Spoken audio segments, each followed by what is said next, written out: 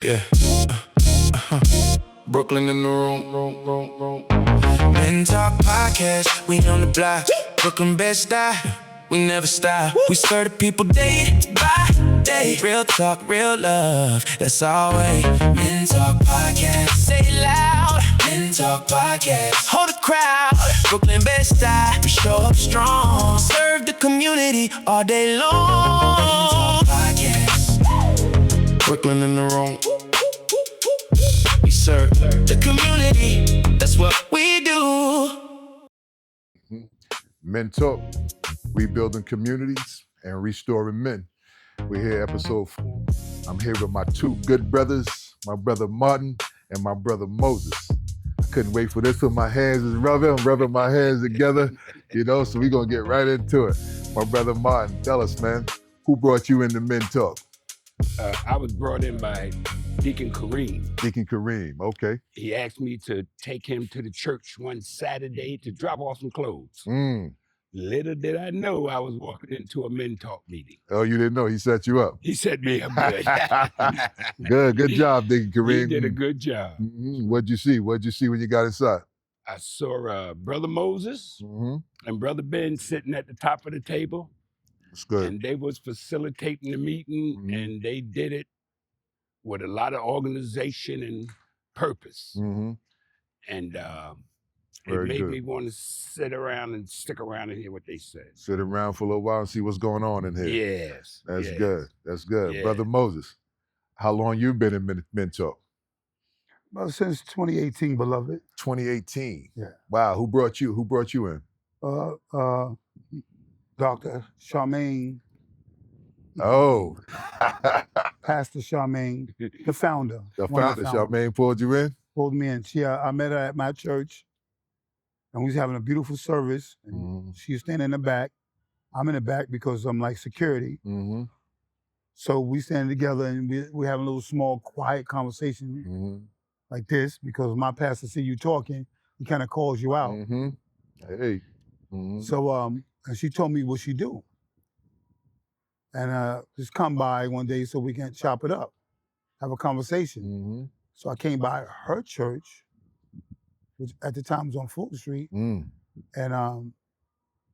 after she ran down everything that she's involved in, I said, okay, I don't mind. I'm saying yes to it because it was about service. It was about community. Good. And I was already doing that. Right. So, but it was more hands-on, boots on the ground. Right. Oh, that's right up my alley. You like that? You like that part of it? Yeah, no one Very have good. to come to the church. We go outside to the people. Right. So that's why I said yes to that. Right. Because sometimes, most time, if not every time, you got to meet people where they are. Right. A lot of people's not going to come inside a facility because they're embarrassed. A lot of people don't want you to know that they're needy. And closed mouths don't get fed. Right. So when you meet people halfway and give them an understanding that I too been there, or for the grace of God, they go I, Right. they're more relaxed. Mm-hmm. They're more receptive because you don't have that air about yourself. I'm better than because I'm helping you. Mm. No, I am you. Very good. That's Just right. on this side. Mm-hmm. That's right. Very good. So, Brother Martin, what is it that you do in the group? So What's your thing? What do you like? So what I bring to the group is my loyalty to do service. I've been an Uber driver for the last 13 years. Wow. And I'm probably the best Uber driver who ever did it in New York Talk City. to him. But the thing is, I do my Uber service not just to make money. I do it to accommodate the people in my neighborhood. Awesome. And it became real clear to me that I'm going to get the money, but I need to somehow serve the people who get in my car. Just got a desire to serve. Yeah. Desire to serve. So Absolutely. when I came here and I met all the brothers and heard their stories and seeing where they were in the body of Christ, Right. it was like that was where I needed to be. Because like Brother Moses said, being in the church, you looking for the people to come to you, that ain't where the help is needed. The help is needed in the streets.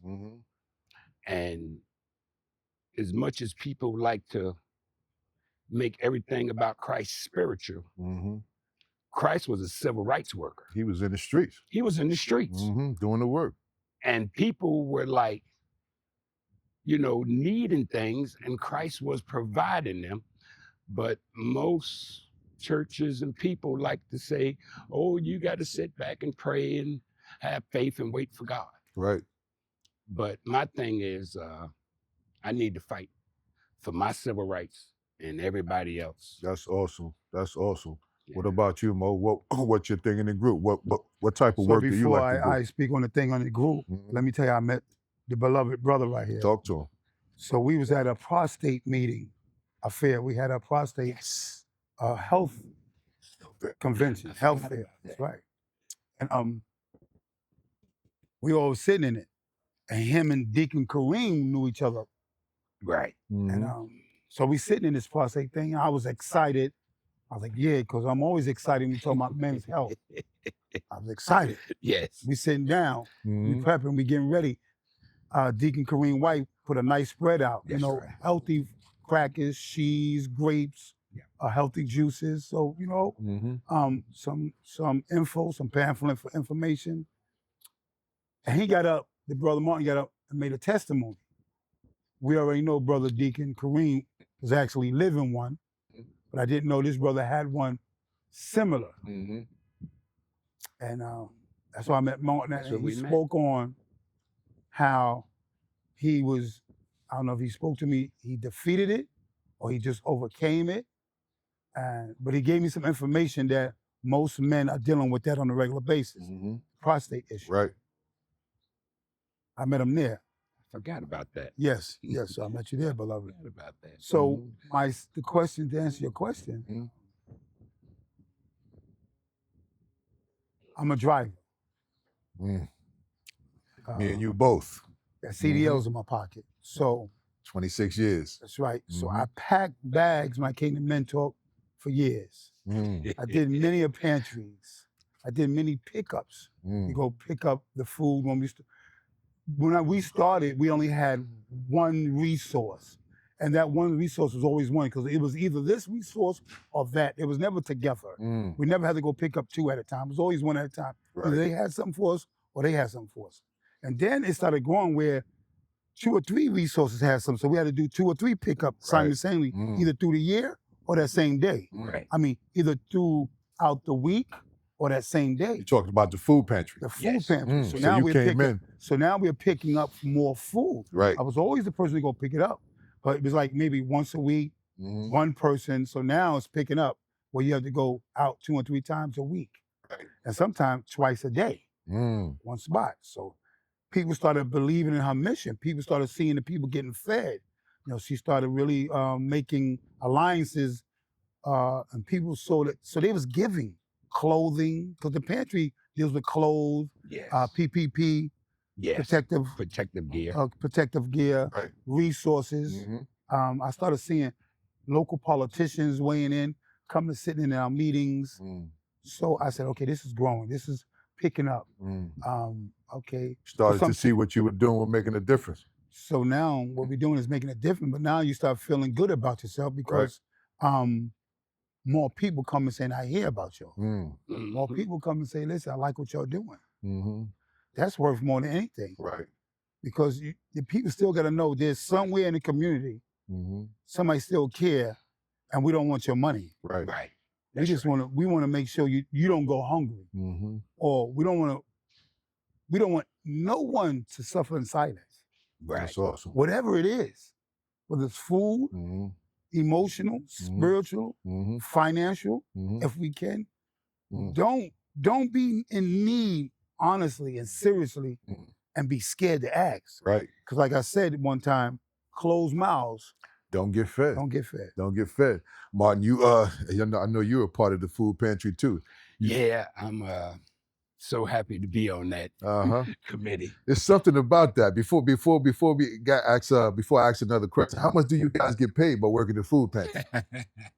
Let me tell you what the pay is. Mm-hmm. The pay is I get to help work and see people needs get met. So this is no paycheck. This is all volunteer. all That's right. This is all volunteer. volunteer. My man. This all This- volunteer. Yeah, this My ain't man. But the You know? pay of it is more than so I the used, reward of it. the reward of it is the pay. Serving. But I used to just pick up the food, drop it off, go clean my car, put my white shirt back on, and go to the city and get my money. Wow. But God had another plan for me. Yes. Gotta do the work, baby. On Wednesdays, now I cut that whole day out for service. Mm. And I got a school where my niece work at where they throw the food away if I don't go pick it up. Wow. Yep. That's so how they do it. After I do the pickup for Pastor Bird's pantry, Mm-hmm. I run to Coney Island, pack all this food in my car. If I get it before 3 o'clock, I bring it to the pantry. Right. If not, I take it and I go to the community refrigerators. Yeah. There are community refrigerators all around this city. And every time I go to these refrigerators, before I can get the food in it, the people are there taking the food out. Waiting for it. They expect it, man. It makes such a big difference. It really, but let me tell you, the pay, that reward. Yeah. I go home on Wednesdays. And you feel it. You know you made a difference in made a somebody's life. difference You know, for somebody else changed. Somebody else just got a meal that they wasn't gonna get if we didn't do what we did. You know what I mean? If you didn't do what you did. That's right. That's Before awesome. leaving my mama's house, my biggest fear was, after I leave my mama's house, where I'm gonna eat. And my sister told me a couple of weeks ago, she said, "You won't never go hungry." I said, "Why is that?" She said, "Because you sow food." That's right. You sow S-O-W. Yes. You sow food. Exactly. You sow food. That's right. You'll never go you sow without because food, you so always you put will it up always there. have food. That's awesome, man. Tell the people where you guys grew up. A little bit about your past. Brooklyn, Queens, Bronx, Minnesota, Wisconsin. So Brooklyn is stomping grounds. Brooklyn is home base. This is headquarters. Brooklyn headquarters. Now I've been all over the world, but Brooklyn's headquarters. And raised? Born and raised. No, raised. I was born in the state of New York, which is Long Island. Okay. I grew up in suburbs. Okay. After a while, I moved to the city. I love city life. Taught me a lot. The style. I lived in the Bronx.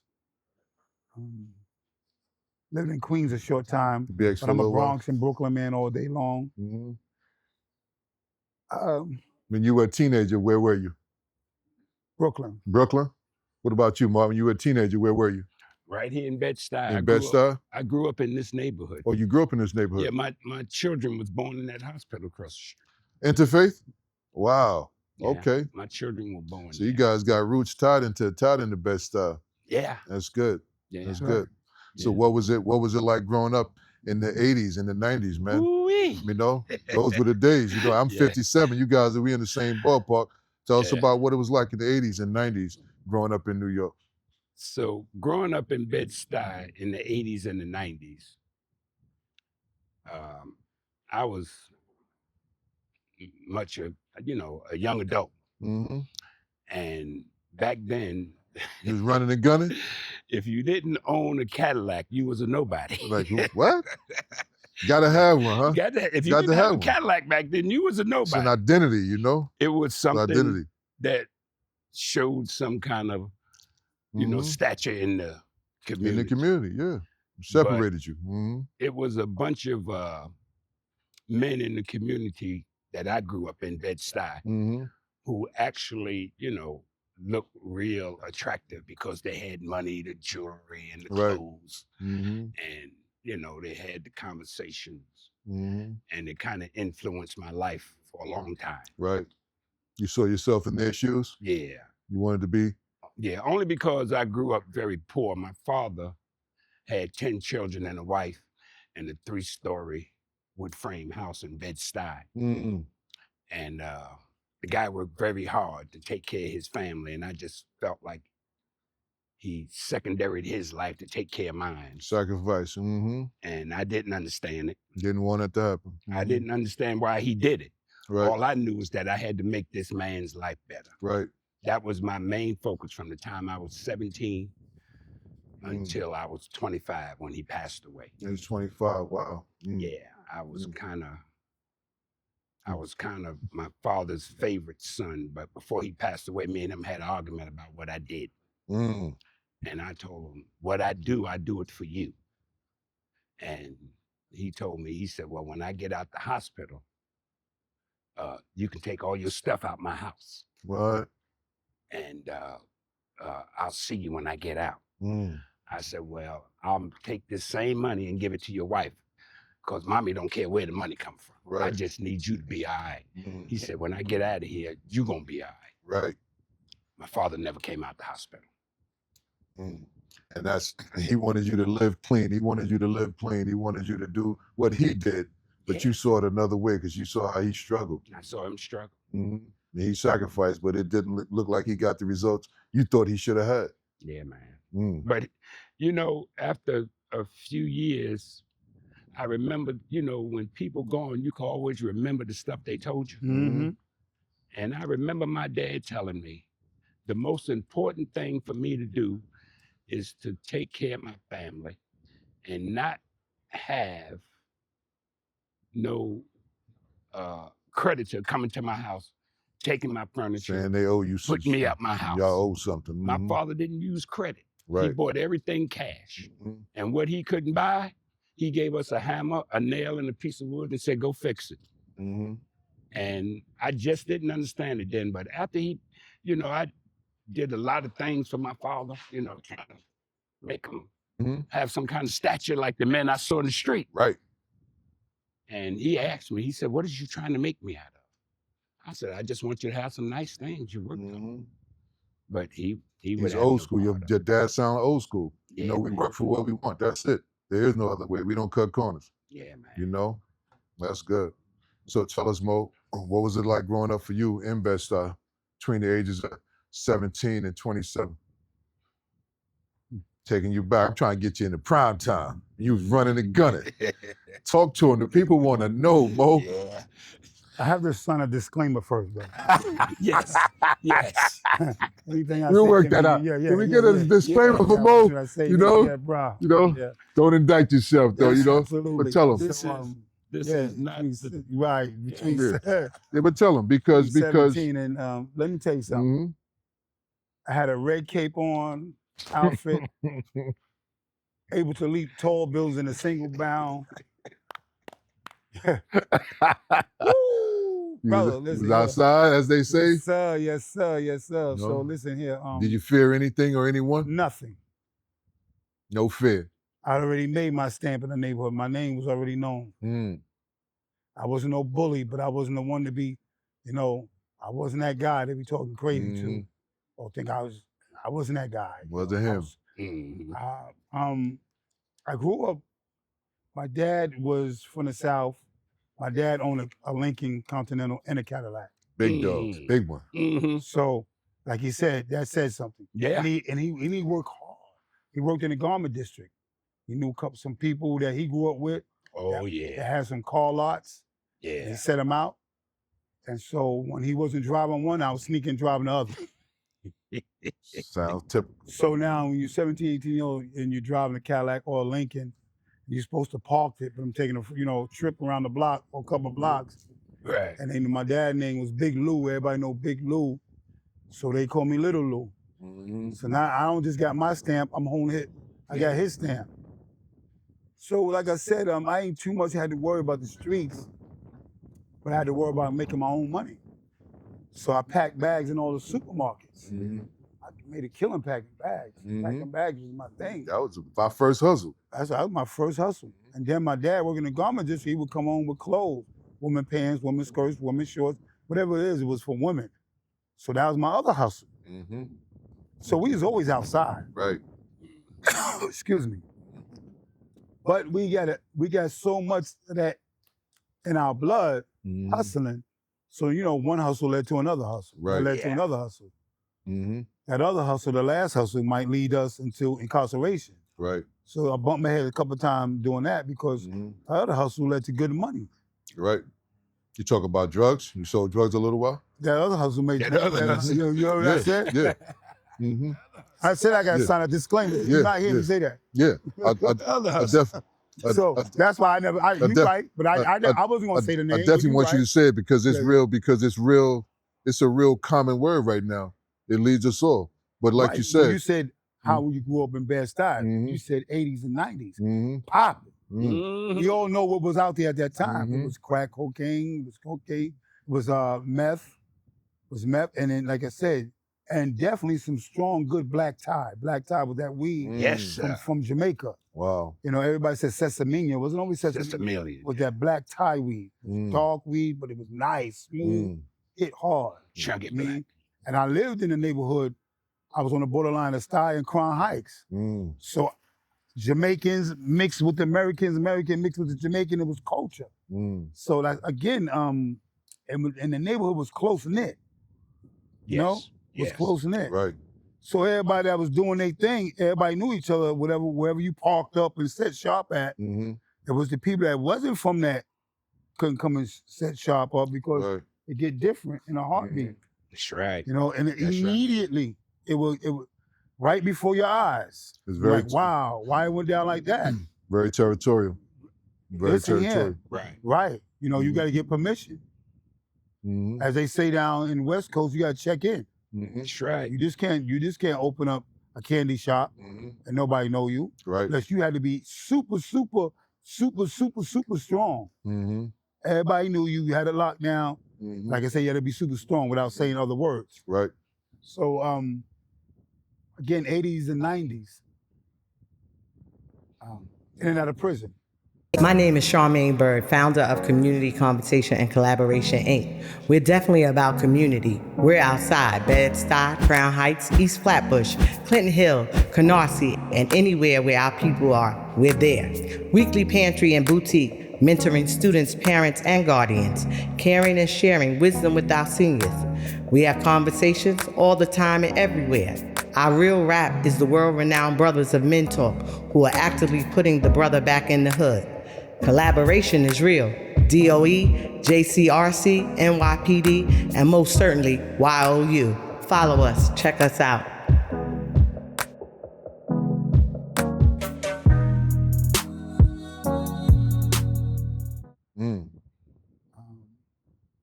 I caught about 8 or 9 shots. 8 or 9 shots. Yeah, I caught those in 89. Over a period of time, on a separate occasion, one time? then and there. I was about 255. I looked like I was lifting up cars. Oh, so you was diesel. You was I've always been broccoli. All my high school years, my elementary, I was always in the gym, always athletic. And me and this individual got into some beef. I was good with my hands.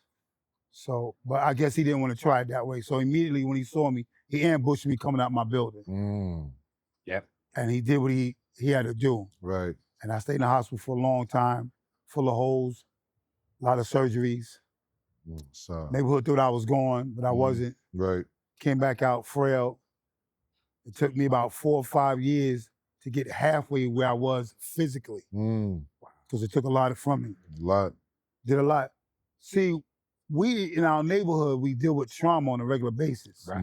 I dealt with it firsthand, but just about we to ask you live that. right now with trauma every day, hearing what happens to other people in our neighborhood, seeing what happens, trauma.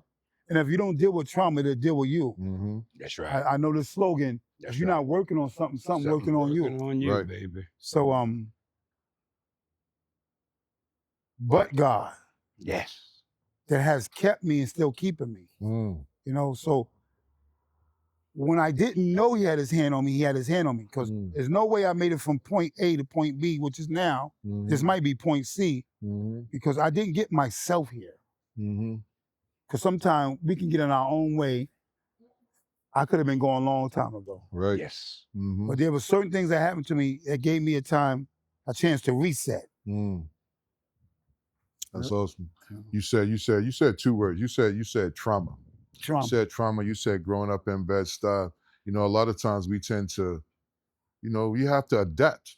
You have to adapt, or the community could consume you. You know, you either become a part of it or you become a product of it. You know, so a lot of us, we have to deal with finding our way, you know, and it could put us in harm's way. You know, you said you did a little time on the inside. Do you think that did anything to rehabilitate you? Was that more traumatic for you? Did you get a chance to sit down and say, this is what I'm going to do when I come out? How was that? Well, not in the beginning. Not in the beginning. Because remember, my first statement was, when you're young and vibrant, you got an S on your chest, you Superman. Mm-hmm. So even when I got incarcerated for that first time, I went in strong like that, feeling invincible. Okay, I'm behind these walls, but I'm still not taking no L's. I'm not taking no shorts. Nobody gonna talk to me crazy. And you find out people gonna talk to you crazy because people wanna try you anyway. And an older gentleman walked up to me.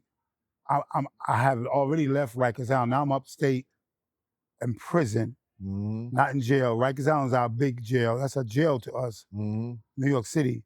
But when you go to prison, you take that right upstate. Old man said, listen to me. You can't fight everybody that bump into you.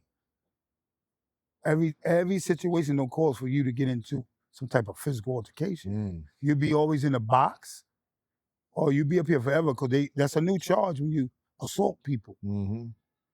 So I took that and I started evolving from that. I was strong. I had that strong-headed mind, but I started seeing people with these numbers. I had an 80-something number. People was in there, their DIN number was 62, 63, 71. That's how long they was incarcerated. So now I'm coming in there with this fresh 80-something number. They've been in there already 20 years, already 18 years. And so I started evolving, because now they got programs where you can get your high school diploma, you can get some college under your belt, or you can get a trade under your belt. And I felt like, well, then I need to get busy, because I don't mind working. I didn't mind moving. I didn't like that stagnated. Good with your hands. And in moving, you get to the law library, you get a little bit of freedom. When people start seeing you about your business, correction officers, the depths, they start giving you some freedom to move about the prison and accomplish the things you want to accomplish. They see, okay, he's being productive. He's not catching no slugs, he ain't cutting nobody, he's not getting cut, things of that nature. Right, that's good. So tell us, Martin, when you had to sit down for a little while, did it make a big difference in your life? Oh, yeah. When you came home, you said that was it? Oh, yeah. I was arrested 17 times. 17. In between 1994 and 1997. And every time it was for the same thing, possession. And most of those times I saw the same judge, Judge Jackson. And I had a wife, God bless her heart. No matter what I did, she was there for me. Wow.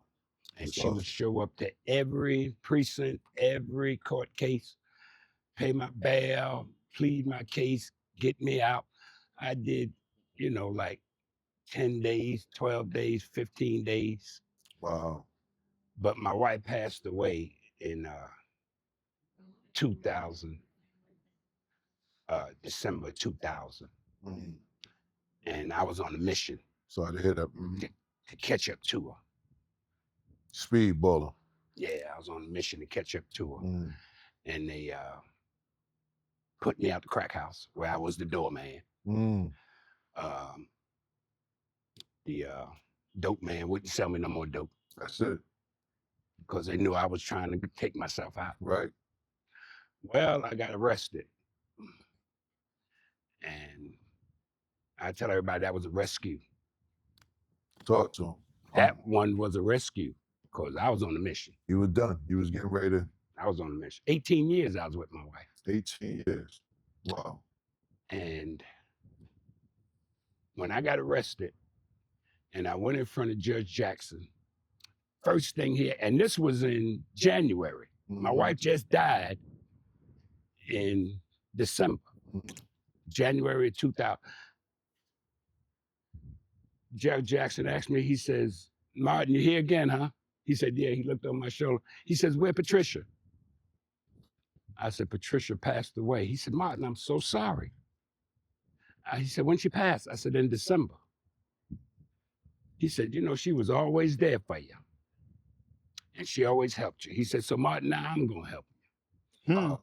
I said, okay. He says, I'm going to give you a shot to take a program. Or, no, he said, you're going to stay in the program for 18 months. You're going to come see me every 4 or 5 months. As long as you're in the program, you're good. He said, if you leave the program, I'm going to give you 7 years. I said, okay. He said, or you could go to jail right now. And my thing was, I was on a mission to die. Right. So I did like this. Thought about it. In front of the judge. He said, remand. Yeah. Send me in the back. What? He remanded me because I thought about it.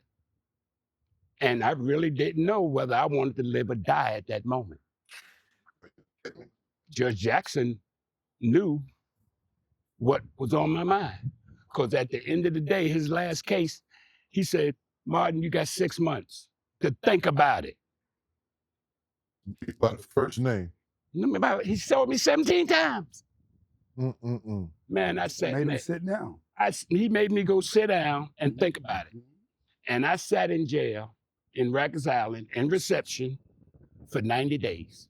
Wow. Ain't talked to nobody. Ain't smoked no cigarettes. Didn't eat no food. I had a pair of underwear that had pockets in it. And every time I go to the mess hall, I wouldn't eat the food. I just trade my food for the fruit, and I put the fruits in my pockets. And when I got hungry, I ate the fruit. But most of the time, I didn't eat. You were thinking about it. Yeah, I was thinking about how I'm gonna live or how I'm gonna die. And Judge Jackson gave me a date. After 90 days, I came back. He said, Martin, you had time to think about it. What you think now? I said, I'll take the program. I'll take it. Sound good. This program sound good, right? I'll take, but I just needed some time to figure out if I wanted to live or I wanted to die. You know, I did so much dirt for 27 years, getting high, and I just didn't feel like I knew how to live sober. I'm Baron Mack from BaronMackMedia.com. We're a film production company. We do documentaries, features, short films, podcasts, and content for creators. We also edit your projects and do special effects and much more. Check us out at BaronMackMedia.com. Again, BaronMackMedia.com. That's strong right there. I didn't know how to live sober. But that program took me step by step, dealt with all of my shortcomings, and taught me things about myself that I had no idea of. And I put myself in this program after about 8 months to do what they say, because I was just trying to step on all the right boxes, Right. You know, so they wouldn't get no, you know, I wouldn't have no trouble. Right. But I had character defects. And my character defects popped up. And every time one of them popped up, they tagged me. Had to deal with it. Had to deal with it. Well, that program saved my life. That was the first program in New York City that took you from methadone to abstinence. That was the first one. And I completed that program. Well, I got clean in 2001. They announced me July 20th of 2001. Wow. That's awesome. My father's birthday. How ironic. This year makes 25 years I've been sober. That's what this is. Wow. This year make awesome. 20. That's awesome, bro. This year make 25 years. I'm talking about. And it's like, I didn't think about getting this far. I just wanted to get through Monday. Let's get through Tuesday. One day at a time, literally. You know, it goes 25 years. You said it. You said the line that me and both Moses resonate with it. You said it wasn't a an arrest. It was a rescue. It was a rescue. That's deep. That's deep. I know you mentioned your faith. I know you mentioned your faith as well. How important has your relationship with God been in transitioning you from one life to another? So here go the piece. Here go the big piece. Mm-hmm. I was a member. I'm still a member Mm-hmm. in the church called New Dawn and Fellowship. It's in Brooklyn? Yeah. Mm-hmm. It started in 2009. I started going to that church. And I was a faithful, high-paying, church cleaning, member. pastor protecting member. People used to come to that church and say, you remind me of Peter in the Bible, the way you look after your pastor. I said, ain't nobody gonna touch that man. Nobody gonna, I would go to his house. You know, his wife would call me up, there's something going on. I'd be right there. And my pastor taught me how to interpret the Bible for myself. Mm-hmm. And I was like, okay, I could be me Mm-hmm. and have God's word. Have God's word. Mm-hmm. Pastor Bird taught me how to use that thing from the streets with my faith in the streets to help people. That's awesome. That's I mean, I love to hear stories like that, just to transition, just your life transforming from one state of mind to another, and God is involved, you know, and God is involved. So First can I time I take you met back? Moses, Yeah, the first time I met Yeah. him, I forgot about that thing. yeah. I said, man, where your church at? I got to come to your That's church. it. That's it. Because Moses had fire. Listen, I'm just about to jump over there and get him, He had because fire. the first time I just got in Mentor less than a year ago, and he's one of the first brothers, and Brother Malik, we're going to hear from him soon, that just embraced me. And he embraced me with authenticity. Yes. Authenticity. He embraced me with passion, embraced me with brotherhood, but more than anything, it's that fire. That fire. You know, and he always say, Yes, sir. beloved, you know? Yes, beloved. Beloved. That's biblical. That's right. Biblical. That's right. So tell us, Moses, what was the significant piece God played in your life, and when did he took the first seat? So before I answer that, Mm-hmm. because brother said some stuff, because if we're gonna talk, we're gonna talk. Mm-hmm. Mm-hmm. The program saved a lot of people. Yes, sir. I'm a product of program. You went through a program also? Two of them. But Two. I turned around and worked for the second one after I completed it, because I wanted to know what it was to be a counselor / house manager. Mm-hmm. Yes. So to be a counselor, I had to go get ASACs and KSACs, Yes. which is when you're dealing with nonprofit drug programs or drug programs. Mm. If you want to work for them, this is what you need to require. So that way you can facilitate groups, men that's chemical dependent on certain drugs. And who else know it better than someone that's been in the trenches? That's right. So let me go get this so I can turn around and do this. I went upstate to Counterfeit. I was like, well, it was like being away from home in them spots. That was okay. But the real struggle was being in the city in one of the programs where every day you see the train, you see people popping, and you can't go out there. For the first 4 months, you in-house. Right. When you're doing the program. Then you get escorted to the groups. Mm-hmm. You get because you might live in a transitional housing here, but you gotta get escorted to the outreach program. You gotta go here to do your program. Right. Sit in a place and you do groups all day. Mm-hmm. You talk about why you do it, how long you've been doing it. You gotta shame the devil. You gotta talk about it, get it off you. Mm-hmm. You gotta tell people how you got in that position. So I worked the program for a year. Mm-hmm. So when I was done, suited, graduated and everything, I had nothing to do. Right.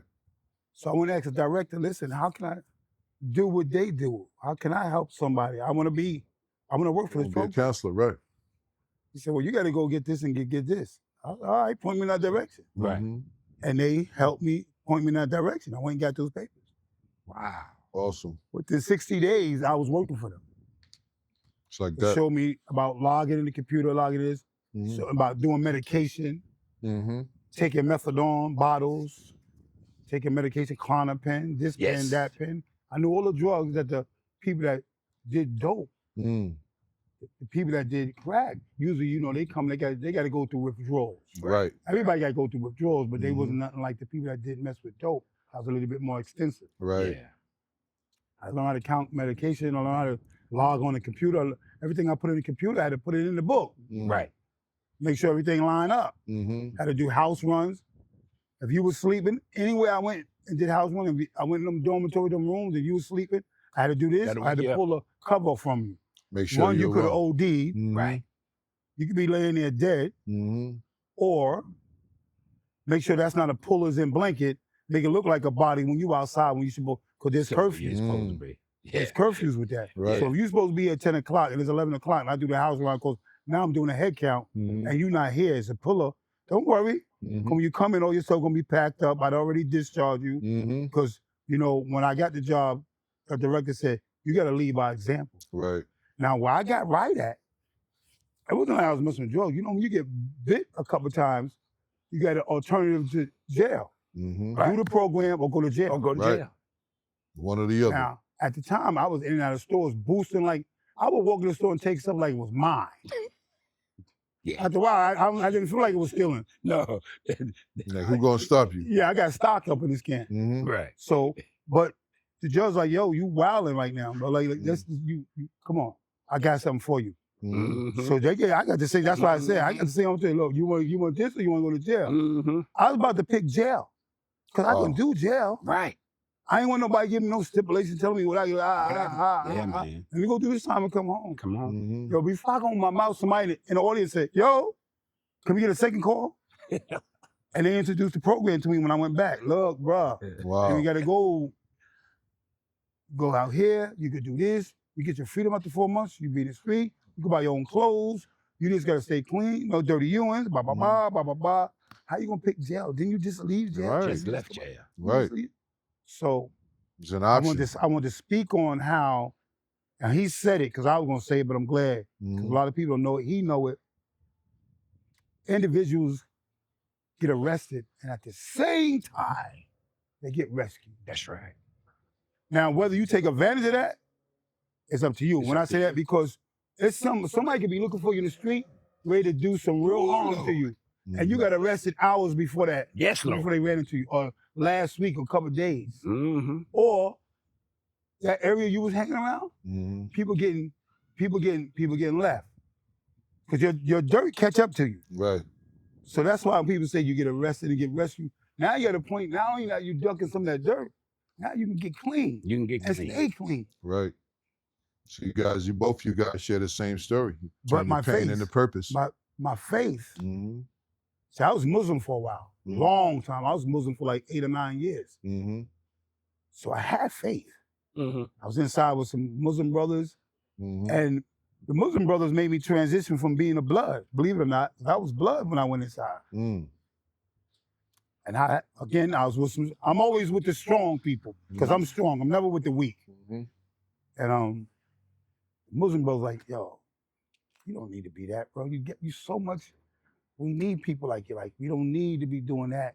You know, 'cause that's a negative thing. Even though I was strong, Mm-hmm. you don't think that way. And it was all right for a while, but I was getting tired of it, because when you blood and you label in jail, they search you privately, they harass you because you tag. Yes, right. Sometimes they put you in an all blood house. Mm-hmm. There's nothing but bangers inside. I'm cool with that, but it gets nonsense because they treat the house crazy. Yeah. So one day I went to Juma service. Mm. I like what they were doing. I like what they were saying. I like how they treated me. And I kept going up. So the imam and the head of the blood had a conversation. So the brother say, listen, what you want to do? I said, I want to do this. He said, we don't usually let people out. That's I right. said, what you mean you don't usually let people out? I said, I done saved too many of y'all. Mm-hmm. I done saved too many people. I ain't shooting no fair one. I ain't doing none of that. I want this. Imam said, you heard what he said? He said, we don't want no war, but if you want to be Muslim, you can't stop him. You from can't being stop Muslim. So, they released me, and I was deaning. Mm. I was deaning. I wasn't talking to nobody. I ate different. I moved different. I started talking different. I was bowing my head, keep my rug. I wash up with the Muslims. We wrap our Quran. I was moving. I was deaning. I changed my life right there. Mm. Immediately. My faith immediately, bro. Wow. There was nothing aggressive about being a Muslim because they pious. When you Muslim, you pious, you humble. You humble, it is none of that. And if you got a good sheikh, imam, head of security, wazir education, see, I still know that stuff. Right. You know, we're gonna move, we're gonna educate you. We don't try to go around recruit. But when you move, where people go, what's that? I want that. It's like the Malcolm X movie. Right. Like they told that man, yo, he one man too powerful. People hunger for that. Like, what's that about? Just like right now, that's what people saying about mentor. What's that? What's that? What's men talk about? We don't need 100 men.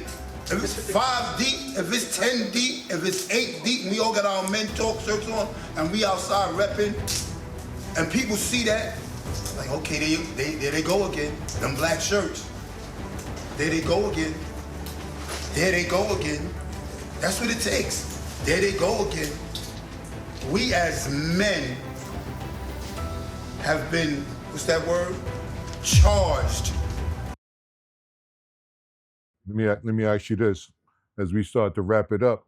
What does your transition in your life now look like in the community? Martin, you can answer that too. What does it look like now, the impact that you're making in the community, not only in Men Talk, but in your everyday life? So, like Brother Moses just said, when people see me in the street, especially when I have this shirt on or not, they know that I'm moving different and I'm making a difference. Amen.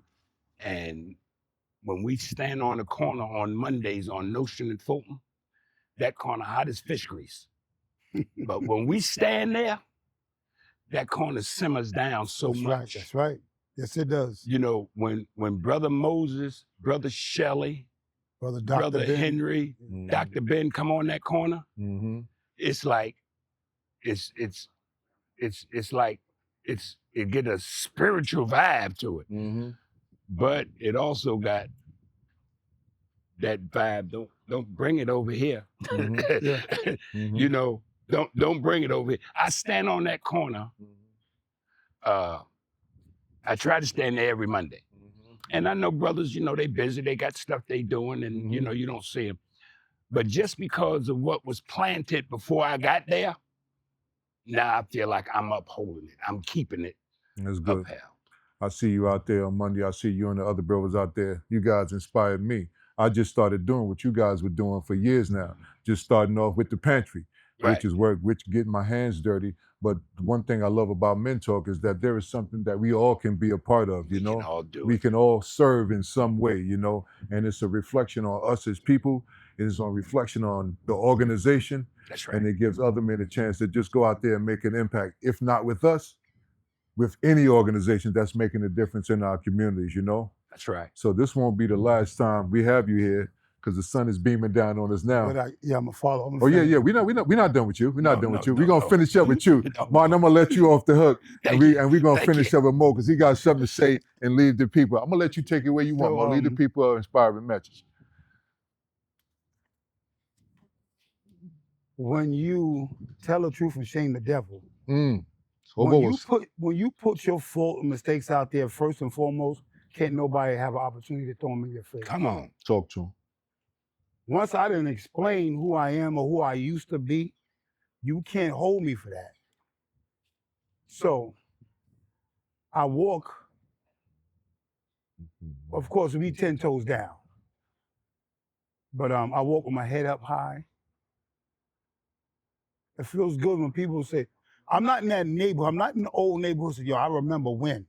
See, I got away from all the people that you say, I remember when, because every time I see you, you're talking about the past. I remember when you did, I remember you when you don't, the new me, you're not trying to recognize. You see a new me, but you always talking about remember when. See, we don't got no new story because I haven't been around you. Right. I relocated. You know, I want everybody to know this. People, places, and things is serious. That people, place, and thing, that's absolutely 1,000% correct. Absolutely. When you change your life, when you talk different and move different, breathe different, eat different, you're gonna do different. You're gonna do different. They said, you know, when you know better, you do better. So my faith, when I'm moving around my neighborhood now, or when I pop up in my old neighborhood, because I have to, I got family, they see it. See, when you walk different, you got a glow. We all got a glow to us. Every one of us that's doing something positive, that live for a purpose, for a reason, we got a glow to people. That's right. There's this positiveness that come with it. You might not know what I'm doing, but you can see it. You can see it. Oh yeah, you know me from the neighborhood, but you don't know the new me. You don't know what I've done. You don't know what I've accomplished since the last time I lived in that neighborhood. So if you, like everybody, yo, what you doing? Hey, what's good? How you doing? I'm good. How you doing, beloved? Everything all right, brother? They want to know because you're glowing. You got that talking different. You got that shine. And the first thing I say, yo, listen, my Lord and Savior. That's right. They already gonna know because I call everybody beloved. Yes. But when I start speaking Lord and Savior, who got me through? Who kept me? Yes. Who's keeping you now? And who's keeping me? I'm always, he laughs at us, the man upstairs, our creator. Because anytime we make plans, anytime we talk about anything, we got to put him first. Got to put him first. And in the middle, and at the end. Amen. You got to reverence the Lord all day long. You got to ask him questions. You got to talk to him. You got to communicate with him because we are lost without him. That's right. This mere flesh of ours, that's going to remain here. But the day we go home, it's going to be our spirit man. So every day he wakes us up, he gives us a chance to work on Another us. chance to do it right. Give us a chance to work on us, to get it right. Make amends to somebody you might have did wrong. Or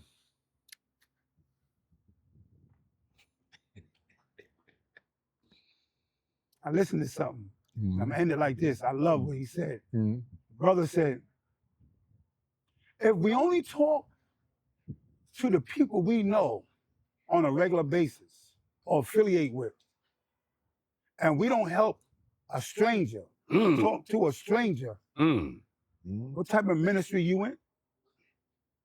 What type of God you believe in? Where I'm only gonna chop it up with my people.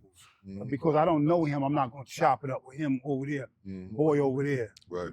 He's people too, he's going through. We gotta find a way either to approach him, and if he is approachable, you gotta let people know that, okay, yeah, I got a church, and I got church Christian brothers, but you my brother too. You my brother too. You are, did you not hear what I said yesterday? Are you my brother's keeper? You my brother's keeper. Yes, I am. That holds a lot. And men talk, that's what we do. And we cannot discriminate if we truly a Christian, if we truly a Muslim. Who am I to say I'm not gonna do for you because you're white, or you're Oriental, Come on. or you Haitian, Come on. or you Any Jamaican. or with some people that's fighting over in the war next to Russia. Iranian, what's the other one? Ukrainian. Ukrainian, yeah. Who am I? Because if I'm God's person, who you are, I'm gonna help you. no respect of persons. It got nothing to do with your color. Nada. And a lot of times people gotta stop thinking that people need help tangibly. No. Let them talk and just listen, bro. They got something to get off their chest. They don't want you to say a word, just listening. That's why I became a chaplain. Because in being a chaplain, you gotta listen to a lot of people. You gotta hear them out. People are broken, people are hurting, and they don't know who to trust and who to talk to. But if you humble thyself and talk to them very passively and let the God in you show up, you accomplish that. My man, Brother Martin, Brother Moses. Wow. It's been a blessing always. Always. I'm glad to call you guys my friends and my brothers, man. Yes. Here we are. So here we are. Men Talk. Restoring men, rebuilding the community. Men Talk.